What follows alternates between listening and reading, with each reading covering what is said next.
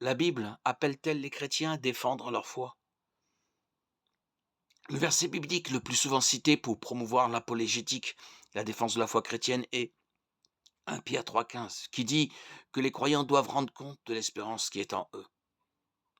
La seule manière de le faire efficacement est d'étudier les raisons de croire, ce qui nous préparera à renverser les raisonnements et tout obstacle qui s'élève avec orgueil contre la connaissance de Dieu, et à faire toute pensée prisonnière pour qu'elle obéisse à Christ, comme nous y exhorte Paul, de Corinthiens 10,5. Lui-même pratiquait ce qu'il prêchait. Il défendait régulièrement sa foi, Philippiens 1,7. Dans le même passage, verset 16, il décrit l'apologétique comme un aspect de sa mission. Il en fait aussi une exigence pour les responsables d'Église, en Tite 1,9. Jude, un apôtre de Jésus, a écrit: alors que j'avais le vif désir de vous écrire au sujet du salut qui nous est commun, j'ai été contraint de vous envoyer cette lettre afin de vous encourager à combattre pour la foi transmise aux saints une fois pour toutes. Verset 3.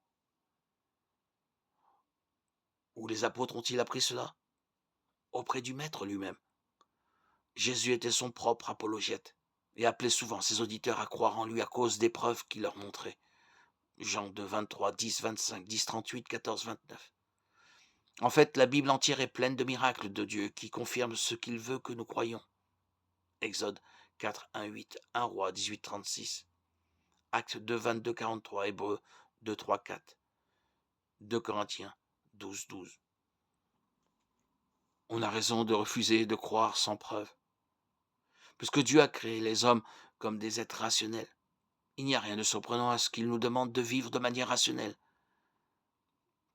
Cela ne veut pas dire que la foi n'a pas sa place, mais Dieu veut que nous fassions un pas de foi à la lumière des preuves disponibles, pas un grand saut dans le vide.